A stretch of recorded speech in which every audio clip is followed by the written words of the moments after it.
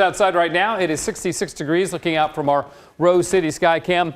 The air's pretty dry too. 33% on the humidity is fairly low. East winds helping that cause at 14 miles an hour. We've been getting some gusts around 30 miles an hour out around Troutdale, which was the cool spot today because of the wind, 63. But look at the 67 in Portland, 66 a common number all over the place, 68 up in Scappoose. And yes, there were 70s on the map today. There'll be a lot more tomorrow. In fact, we might even see some 80s in Southwest Oregon tomorrow, but we will see 70s up and down I-5.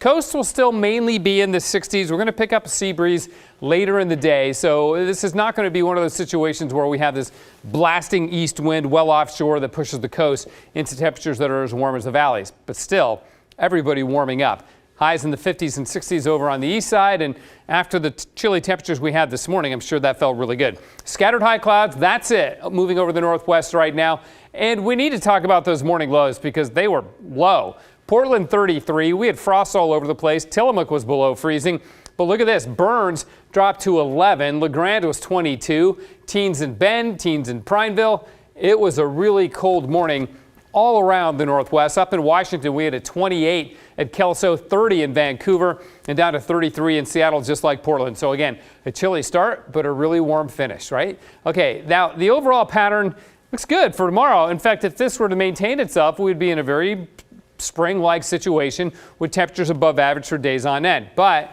it won't. This area of warm air that's over us is going to be collapsing, and the rain comes back on Friday. Not a big deal with that one, probably 10th, quarter of an inch, somewhere in there. But then watch what happens next. We just get this cold air dropping straight south along with moisture coming in over the Pacific to bring us rain and snow showers. And I'm talking snow showers in the valley. I mean, most of us will likely see some snowflakes on Sunday.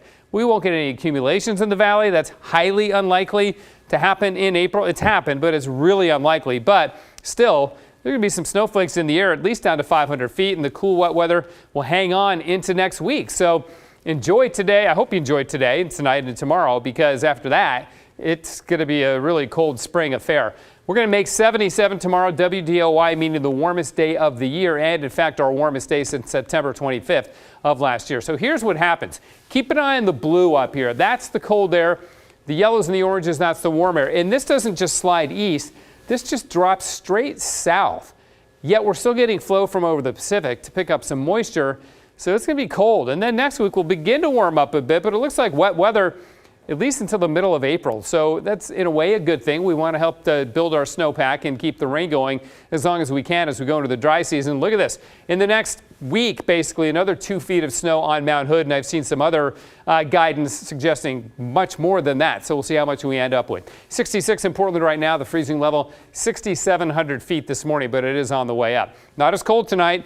Instead of being in the 30s, we'll drop into the 40s, and then highs tomorrow about 77. Yep, that feels good, doesn't it? 60 on Friday with the showers, and then it gets really cold this weekend. 51 on Saturday. Sunday, I don't think we make it out of the 40s. And then Monday looks really rainy. I have to watch the snow level on Monday too, and then Tuesday, Wednesday, the showers continue. So, boy, big turnaround.